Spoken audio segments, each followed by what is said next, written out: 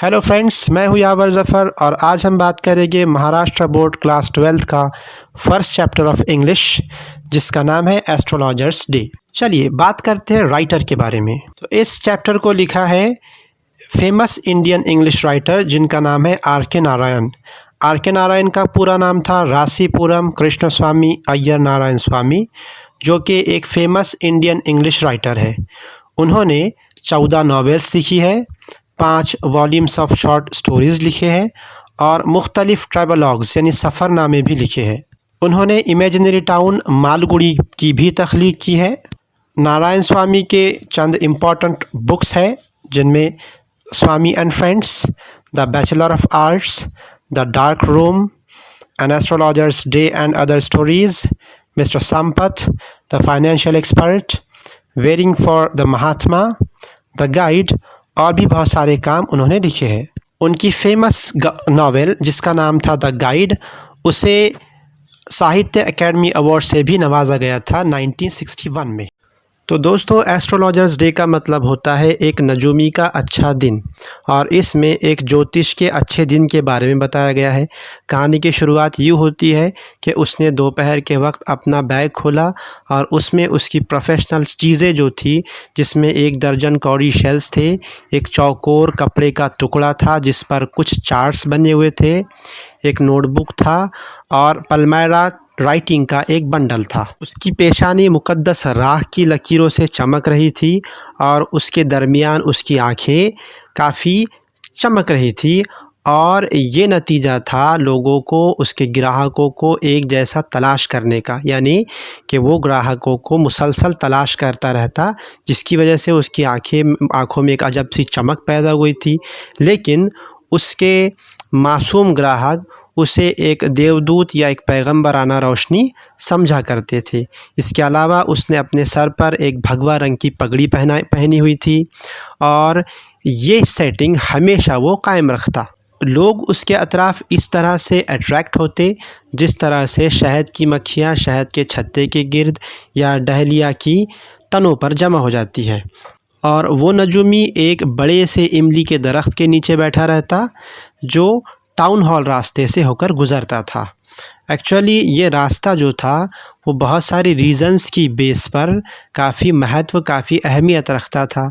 वहाँ सुबह से लेकर शाम तक बहुत सारे प्रोफेशंस, बहुत सारे व्यापार के लोग गुज़रा करते, जिसमें दवाई बेचने वाले, चोरी का सामान बेचने और ख़रीदने वाले, जादूगर और कपड़ा बेचने वाले, जो सारे शहर को चीख चीख कर इकट्ठा करते रहते। उसी एस्ट्रोलॉजर के बाजू में एक मूंगफली बेचने वाला हुआ करता, जो अपनी मूंगफली को चीख चीख कर नए नए नाम से बेचा करता। कोई दिन उसे बॉम्बे आइसक्रीम कहता, तो दूसरे दिन दिल्ली बादाम और तीसरे दिन राजा की पसंद। और सारे लोग उसके पास जमा हो जाते और उसी भीड़ का एक बहुत बड़ा हिस्सा उस एस्ट्रोलॉजर, उस ज्योतिष के पास भी जमा हो जाता। अब उस ज्योतिष ने, उस नजूमी ने अपने दिन की शुरुआत पास की दुकान से आ रहे धुएं के तबादले से की। इसका मतलब ये है कि वो बहुत सारी, उसके पास खुद का लाइट नहीं था। एक्चुअली नजूमी के दुकान पर अपना खुद का लाइट नहीं था, इसलिए इधर उधर की दुकानों से आ रही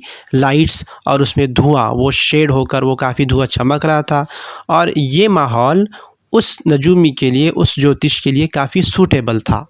अब वो नजूमी, वो ज्योतिष अपना कारोबार, अपने भविष्यवाणी करने का कारोबार बग़ैर किसी लाइट के चला रहा था, क्योंकि एक्चुअली उसका नजूमी बनने का कोई इरादा था ही नहीं।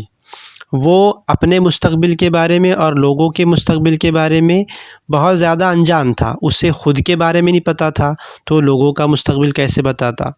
और सितारों और तारों के बारे में भी उसका कोई नॉलेज था ही नहीं। लेकिन फिर भी लोग उसकी एडवाइस सुनकर काफ़ी खुश होते और उन्हें सुकून मिलता। और इसका उसके पास रीज़न था, उस सुकून की वजह थी उसका बहुत ज़्यादा हार्ड वर्क, उसका बहुत गहरा ऑब्ज़र्वेशन और उसका बहुत ज़्यादा लोगों के बिहेवियर का नॉलेज। वो एस्ट्रोलॉजर बग़ैर किसी प्लानिंग के अपना गांव छोड़कर चला आया था। अगर वो वहीं रहता तो उसे अपने पुश्तैनी काम की देखभाल करनी होती, जैसे कि खेती बाड़ी करना, वहीं रहकर अपने घर की हिफाजत करना, शादी करना, खेत की फसलें काटना। लेकिन उसे ऐसा मंजूर नहीं था, इसीलिए वो किसी को बग़ैर बताए 200-300 मील उसके गांव से दूर वो किसी एक छोटे से गांव में आकर बस गया था। वैसे भी एक गांव वाले के लिए इतना बड़ा फ़ासला तय करना ऐसे ही होता है जैसे किसी समंदर को क्रॉस करना हो। उसके पास इंसानी परेशानियों का अच्छा खासा मजमुआ था, जैसे कि शादी, रक़्म और इंसानी रिश्तों की उलझनें। उसके पास इन तमाम चीज़ों का एक प्रैक्टिकल नॉलेज था और बहुत सारे एक्सपीरियंस ने इसको काफ़ी तेज़ भी कर दिया था।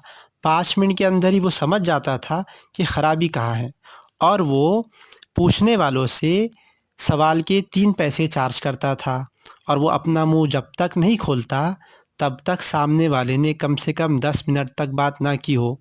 और यही सारी चीज़ें उसे काफ़ी ज़्यादा नॉलेज प्रोवाइड कर देती थी, जो किसी को वो एडवाइस करना चाहता है।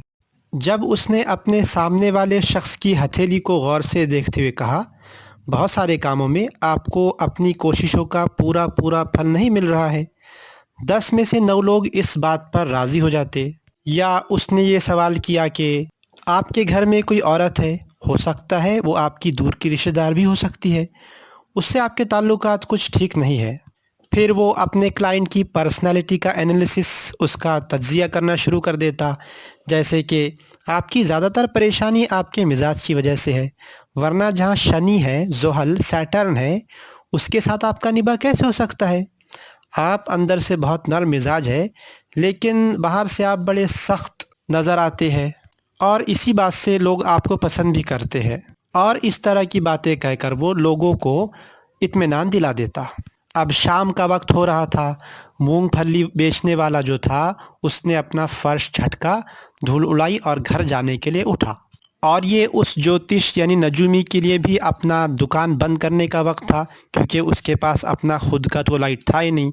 और फिर इधर उधर की जो दूसरी दुकानों की लाइट आ रही थी, वो भी काफ़ी कम हो रही थी। और जब दूसरी दुकानों से आती हुई रोशनी भी मध्यम पड़ी, तो उसने अपना जो प्रोफेशनल सामान था, जैसे कौड़िया, उसके नोटबुक्स वगैरह वगैरह, उसने वो लपेटना शुरू कर दिया। मीन्स अपनी दुकान बंद करना शुरू कर दी। अब उसने ऊपर देखा तो उसके सामने एक आदमी खड़ा हुआ था। अब उस आदमी को उस एस्ट्रोलॉजर ने, नजूमी ने, अपना ग्राहक समझा कि हो सकता है ये कोई परेशान शख्स हो जो मेरी मदद के लिए आया हो। उसने उस आदमी को कहा, तुम बहुत परेशान लग रहे हो, अगर तुम कुछ देर के लिए मेरे पास बैठो और मुझसे बातें करो तो मुझे उम्मीद है तुम्हें थोड़ा सुकून महसूस होगा। तो जवाब में दूसरा शख्स कुछ बड़बड़ाया और गुर्राया। एस्ट्रोलॉजर को लगा कि ये मुझे चैलेंज कर रहा है, तो उसने उसे अवॉइड करना चाहा, यानी नज़रअंदाज करना चाहा। लेकिन इसी दौरान उस दूसरे शख्स ने नजूमी के एस्ट्रोलॉजर के ऐन मुंह के सामने, चेहरे के बिल्कुल सामने अपनी हथेली रख दी और कहने लगा, तुम अपने आप को बड़े नजूमी समझते हो, तो मुझे मेरी हथेली देखकर मेरा हाल दिखाओ। नजूमी समझ गया कि ये चैलेंज कर रहा है, तो उसने उसकी हथेली को देखकर कहा, तुम्हारी एक फितरत है। तो फ़ौरन दूसरे ने, जो शख्स था, उसने रोक कर नजूमी को कहा, अरे बकवास बंद करो, मुझे कुछ काम की बात कहो। एस्ट्रोलॉजर ने उसे कहा कि मैं हर सवाल के, हर क्वेश्चन के 3 पैसे चार्ज करता हूँ, लेकिन उसके बाद जो कुछ तुम्हें मिलेगा वो उन 3 पैसों से काफ़ी बेहतर होगा। इस पर जो शख्स था, जो क्लाइंट उसका था, उसने अपना हाथ वापस खींच लिया, अपने पॉकेट में से एक आना निकाला और उसकी तरफ फेंक दिया और कहने लगा, मुझे कुछ सवालात पूछने हैं। अगर मैं साबित कर दूं कि तुम बकवास कर रहे हो, तो तुमको मुझे ये आना सूद के साथ वापस देना होगा। फिर नजूमी ने कहा, अगर तुमको मेरे जवाबात पर इत्मीनान मिले या तुम सेटिस्फाई हो जाओ, तो क्या तुम मुझे 5 रुपया दोगे? उस दूसरे शख्स ने कहा, नहीं, मैं बिल्कुल नहीं दूंगा। या मुझे 8 आने दोगे? थोड़ी देर बहस चलने के बाद उन दोनों में एक एग्रीमेंट, एक मुआहदा तय हुआ, जिसमें जो सही होगा उसे 1 रुपया दिया जाना तय हुआ। नजूमी ने कुछ प्रार्थना की, कुछ मंत्र पढ़े और दूसरे ने चीरूट रोशन की। चीरूट मीन्स सिगार, एक किस्म की बीड़ी होती है। उस एस्ट्रोलॉजर ने एक माचिस की तीली जलाई और उसके ज़रिए उसने दूसरे शख्स की चेहरे को देख लिया। अब शाम का वक्त था, बहुत सारे लोग, जैसे घोड़े वाले, टांगे वाले, अपने अपने घरों पर जा रहे थे और वहाँ हुजूम का भी काफ़ी शोर हो रहा था। और दूसरी तरफ ये जो दूसरा पर्सन था, वो अपनी जगह जम कर बैठ गया था। तो इस सारे माहौल में शोर की वजह से और उसको देखने की वजह से नजूमी काफ़ी घबरा गया और उसे एक गैर मामूली सी बेचैनी महसूस हो रही थी नजूमी को। उसने कहा, ये लो अपना आना वापस लो, मैं ऐसे चैलेंजेस का आदी नहीं हूँ और वैसे भी मुझे आज काफ़ी देर हो गई है। ये कहते हुए उसने अपना सामान लपेटने की तैयारी शुरू कर दी। तो उस क्लाइंट ने उसकी कलाई को पकड़ा, मजबूती से क्लिंच किया और कहने लगा कि अब यहाँ से तुम भाग नहीं सकते। मैं जब यहाँ से गुजर रहा था तो तुम ही ने मुझे बीच में घसीटा है और अब तुम्हें सारा मामला बताना ही पड़ेगा। वो एस्ट्रोलॉजर उसकी हाथ की गिरफ्त में काँप रहा था और उसकी आवाज़ लड़खड़ा रही थी और वो लरज़ रहा था।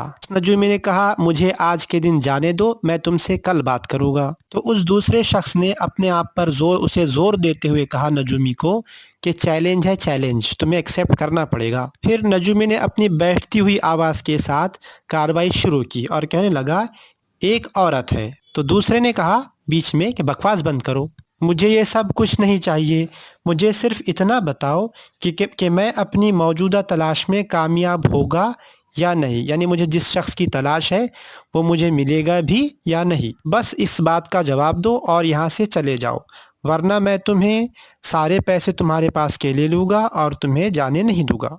उस एस्ट्रोलॉजर ने फिर कुछ जवाब में मंत्र पढ़े और कहा, ठीक है, मैं बोलूँगा, लेकिन क्या तुम मुझे 1 रुपया दोगे अगर मैं जो कुछ कहूँ वो बात सही निकले तो? वरना मैं अपना मुँह नहीं खोलूँगा और फिर तुम जो चाहो कर सकते हो। फिर कुछ देर उनका भाव-ताव चला और दूसरा राज़ी हो गया। फिर उस नजूमी ने उस दूसरे शख्स को कहा कि तुम मरते-मरते बच गए, क्या मैं ठीक हूँ? उस दूसरे ने कहा, हाँ, हाँ, मुझे और बताओ। फिर नजूमी ने कहा, एक दफ़ा तुमको चाकू लग गया। फिर दूसरे ने कहा, बहुत खूब। उसने अपना सीना खुला करके ज़ख्म का निशान भी दिखाया उसे और बोलते जाओ, कहने लगा। फिर नजूमी ने कहा, और फिर खेत के करीब एक कुएं में तुम्हें धकेल दिया गया और तुम्हें मरने के लिए छोड़ दिया गया। तो दूसरे ने कहा, अगर एक राहगीर कुएं में इत्तेफाक से ना झांकता तो मैं मर गया होता। फिर उस दूसरे शख्स ने अपनी मुट्ठी को बांधते हुए कहा, अच्छा, अब मैं उससे कब मिलूंगा? नजूमी ने जवाब दिया, अगली दुनिया में, यानी उसकी मौत 4 महीनों पहले एक दूर दराज शहर में हो गई है। अब तुम उसे कभी देख नहीं सकोगे। ये सुनते ही दूसरा गुर्राया और नजूमी आगे कहता गया कि गुरुनायक। दूसरा शख्स कहने लगा, क्या तुम मेरा नाम जानते हो? नजूमी कहने लगा, हाँ, जैसा कि मैं दूसरी तमाम चीज़ों को भी जानता हूँ। गुरुनायक, गौर से सुनो जो मैं तुम्हें कहना चाहता हूँ। तुम्हारा गांव इस गांव के शुमाल में 2 दिन के सफ़र का है, इस गांव के नॉर्थ में यानी उत्तर में। अगली ट्रेन पकड़ो और घर चले जाओ। और अगर अब तुम घर से निकलते हो तो एक बार फिर मुझे तुम्हारी ज़िंदगी के लिए बहुत बड़ा ख़तरा दिखाई दे रहा है। उस नजूमी ने चुटकी भर जो पाक राख थी, मुक़द्दस राख थी, वो निकाली और उसे थमा दी और कहने लगा कि इसे अपनी पेशानी पर रगड़ लो और घर चले जाओ और फिर कभी दक्षिण की तरफ, जुनूब की तरफ सफ़र मत करना और तुम्हारी उम्र 100 साल होगी। फिर दूसरे ने पलटकर जवाब दिया, मुझे फिर घर क्यों छोड़ना चाहिए? और कहा कि अभी तो मैं जा रहा हूँ, लेकिन मैं फिर उसकी तलाश करूँगा। अगर वो मुझे मिल जाता है तो मैं उसे ख़त्म कर दूँगा। और ये कहते हुए अपना उसने सर अफ़सोस से हिलाया। वो मेरे हाथों से बचकर चला गया है। मुझे उम्मीद है कि कम से कम वो इसी तरह मरा होगा जिसके वो लायक था। नजूमी ने कहा, हाँ, बिल्कुल, वो एक लॉरी के नीचे कुचला गया था। और ये बात सुनकर उस दूसरे आदमी ने काफ़ी खुशी महसूस की। जब वो एस्ट्रोलॉजर, वो नजूमी अपना सामान उठाकर अपने बैग में जमा कर रहा था, तब तक वो जगह वीरान हो चुकी थी और वहाँ से सारी रोशनी, जितनी भी चीज़ें थी, सारे दुकानदार वो जा चुके थे और उस जगह को और नजूमी को खामोशी में छोड़कर चले गए थे। नजूमी को उस दूसरे आदमी ने मुट्ठी भर सिक्के दिए और कहीं रात के अंधेरे में गुम हो गया। जब नजूमी घर पहुंचा तो करीब आधी रात हो चुकी थी। उसकी बीवी दरवाजे पर उसका इंतज़ार कर रही थी और उसका रीज़न जानना चाह रही थी कि आज वो नजूमी इतना लेट क्यों आया है। उस नजूमी ने सिक्कों को उसकी बीवी की तरफ उछाल दिया और कहा, ले, इनको गिन ले, ये सब एक शख्स ने ही दिए हैं। उस नजूमी की बीवी काफ़ी खुश थी। उसने गिने और कहा, 12 और आधा आने। और कहने लगी, मैं कल कुछ मिठाई और नारियल ख़रीद सकती हूँ। बच्चा भी कई दिनों से मिठाइयाँ मांग रहा है, मैं उसके लिए कुछ अच्छी चीज़ें तैयार करूँगी। नजूमी ने चिढ़ते हुए कहा, उस सुअर के बच्चे ने मुझे धोखा दिया है। उसने मुझे 1 रुपया देने का वादा किया था। बीवी ने उस नजूमी को देखा और कहा, आप कुछ परेशान नज़र आ रहे हैं, क्या बात है? नजूमी ने कहा, कुछ भी तो नहीं। फिर रात के खाने के बाद एक चारपाई पर बैठकर उस नजूमी ने, उस एस्ट्रोलॉजर ने अपनी बीवी से कहा, क्या तू जानती है कि आज मुझसे एक बहुत बड़ा बोझ हल्का हो गया है? मैंने सोचा कि इन तमाम सालों में मेरे हाथ से एक इंसान का खून हुआ है।